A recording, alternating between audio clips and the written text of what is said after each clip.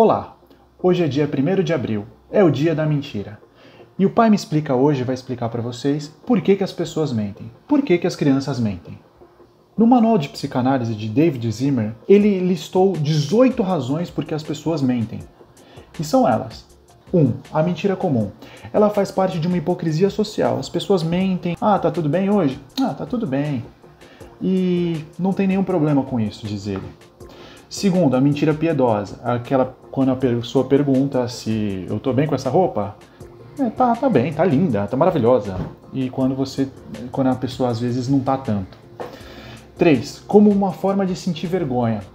É um exemplo, quando o professor pergunta, bom, todo mundo aqui já leu esse livro, né? Obviamente, então a gente pode dar prosseguimento na aula, né? Normalmente o aluno que não leu não vai levantar a mão e falar, veja bem, professor, eu não li, a menos que mais de uma pessoa tenha respondido que não tenha lido, né? 4. Uma maneira de aplacar, de fugir de um perseguidor. É basicamente quando a menina tá dançando, aí chega aquele cara insistente, e ela viu que não vai rolar, não gostou do cara, e o cara fica insistindo, ela começa a mandar bom, eu tenho namorado, então não vai rolar a gente conversar, meu namorado tá chegando aqui, então cai fora, por favor. 5. A serviço de um falso self. Tem a ver com uma proteção de uma falsa imagem que a pessoa tem de si. Os políticos saberiam muito bem trabalhar com esse tipo de mentira, em que eles precisam sustentar para ele e para os outros que eles são bons samaritanos e que vão resolver todos os problemas, né? 6. Mentira psicopática. Visa ludibriar primando pelo uso de uma má fé. Um exemplo tranquilo desse é quando a pessoa falsifica a carteirinha de identidade de estudante para receber o meio desconto na entrada do cinema. 7. Mentira maníaca. Visando manutenção de uma suposta onipotência imaginada. É quando a mãe fala para todas as tias, como meu filho é bem sucedido, como meu filho é bom e tal, e às vezes o filho já está desempregado e ele não vai contar para a mãe o quão difícil está a situação dele, né? A mãe vai manter essa realidade criada e o filho também vai deixar contar. 8. Como uma forma de perversão. A pessoa vive a própria fantasia. Ela cria uma realidade e propaga para os outros uma realidade que ela talvez acredite. Isso me lembrou os terraplanistas. 9. A mentira do impostor. É igual a série Inventing Anna, Inventando Ana. Quem não assistiu, assista para entender. 10. Como uma forma de comunicação. A pessoa cria a sua realidade psíquica e racionaliza por intermédio de mentiras. É como se ela criasse uma realidade, comigo tá tudo errado, comigo sempre é assim, e vive falando isso para ela mesma e para as outras pessoas. 11. A mentira que é usada de uma forma de evitação de tomar conhecimento das verdades penosas. É como se fosse uma negação de uma realidade, e a pessoa não quer aceitar uma realidade. 12. A mentira encoberta por um conluio geralmente inconsciente com os outros. É o pai que acredita que a filha de 40 anos, já mãe, ainda é virgem. 13. A mentira que decorre de uma cultura familiar. É aquela família que tem uma rotina de mentira. A mentira faz parte da família e conta que ela tinha mó chata e tal. Quando chega lá, oi querida, que saudade de você. E essas coisas fazem parte da rotina da família.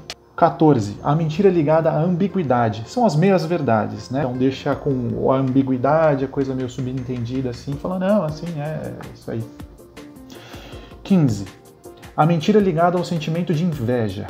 É quando alguém conta uma novidade muito boa para ela e a outra pessoa que escuta fica com inveja e quer fazer frente àquela realidade ou se autobajulando ou se autodepreciando para estar em competição naquele assunto. Exemplo, uma pessoa ganha algum prêmio no shopping, de uma rifa, e aí outra que ouve isso fala assim, eu nunca ganhei nada, eu sou assim, pode não ser uma verdade, né? Às vezes ganha uma coisa ou outra, ou conta uma mentira falando de outra coisa que já ganhou e às vezes nem ganhou. 16. A mentira usada como uma forma de pôr vida no vazio.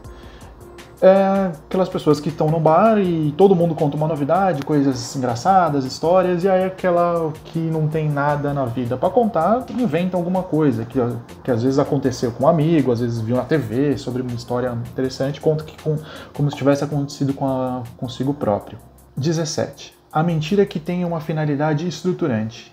Então a pessoa conta histórias sobre a própria vida para trazer mais vida e começa a acreditar e viver naquela realidade, mas aí sem necessariamente afetar as outras pessoas.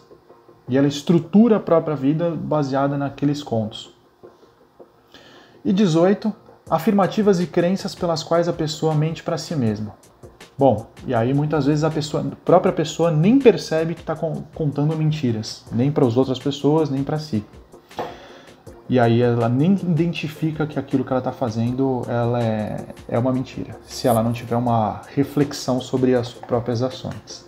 Você se identificou com alguma dessas histórias, alguma dessas mentiras? Você já contou alguma dessas mentiras? Conta pra gente depois nos comentários o que você acha delas e se você acha todas elas prejudiciais ou não, mentir tá sempre errado ou às vezes pode contar alguma coisinha. Mas em geral, o que acontece quando as pessoas mentem? Se a gente pode analisar todas essas formas de mentir, elas estão geralmente relacionadas com a tentativa de escapar de um sentimento de culpa ou de uma repreensão, tanto de si quanto das outras pessoas. Ela está ligada a uma criação de uma fantasia, de uma realidade para si mesma e contada para os outros. A realidade como ela é na mente daquela pessoa que está mentindo seria prejudicial ou pior do que a fantasia que ela mesma cria. Então ela conta muitas vezes essa fantasia. E as fantasias, né, como as crianças contam fantasias, contos de fadas, histórias, elas são relacionadas com contos que não existem, contos fora da realidade. Então tem uma questão de mentirinha, né, com relação a essas brincadeiras. E faz parte da natureza das pessoas criar fantasias que fazem da própria realidade.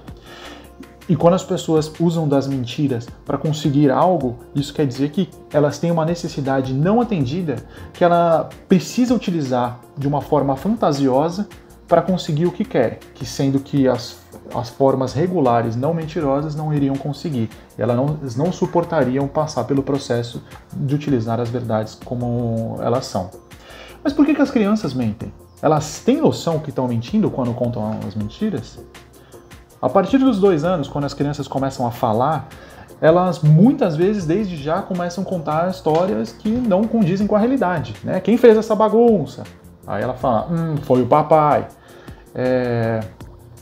E aí elas estão mentindo? Elas têm consciência de que estão mentindo? Quando ficam um pouquinho mais velhas, a partir de uns 2 anos e meio, 3 anos, elas já sabem que aquilo não é a verdade. Mas elas fazem mesmo assim, falam mesmo assim. E a razão é a mesma, é escapar de uma punição ou escapar de um sentimento de culpa, que elas já sentem desde criança, sim. O que os pais devem fazer? Devem estimular sempre as crianças, sim, falar a verdade e estimular que elas conversem e falem realmente as coisas como aconteceram. Mas aí está a diferença entre ser alguém punitivo e alguém que escuta, alguém que entenda ou alguém que puna sem conversar. E como que os pais podem estimular para que o ambiente seja um ambiente verdadeiro e com a comunicação aberta e pautada nas verdades? Primeiro, sempre agindo como exemplo, né? Não contando mentiras, pelo menos na frente das crianças, que elas não percebam que são mentiras. E segundo, e muito importante, que seja estimulado que os erros e as falhas façam parte do aprendizado e não somente para ser punidos, e não somente numa forma punitiva. Por quê? Se a criança souber e estiver introjetada dentro dela, sabendo que qualquer erro, qualquer coisa errada que ela faça, desde bagunça, que faz parte da brincadeira, seja sujar, alguma coisa assim, elas vão ser punidas por agir dessa forma, elas vão começar a evitar que sejam repreendidas, evitar esse sentimento de culpa e a repreensão que os pais vão causar e não vão contar. Então vão começar a inventar história, contar mentira e ninguém quer isso.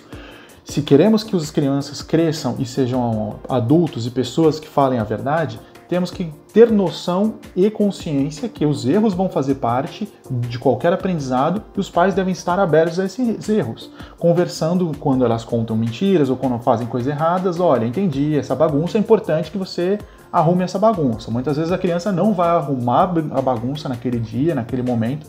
Os pais devem insistir, às vezes eles mesmos arrumarem e fazer, olha, tudo bem, hoje o papai vai arrumar, mas a próxima vez você tem que arrumar a sua bagunça, né? Se uma criança chega e conta uma história que fulano brigou com ela, mas na verdade a gente sabe, ou os pais sabem, que foi a própria criança que brigou ou fez alguma coisa errada, os pais devem entender e muitas vezes até relevar para apostar num aprendizado de longo prazo, educando, dizendo, tem que sempre falar a verdade, tá bom? É muito importante contar sempre a verdade.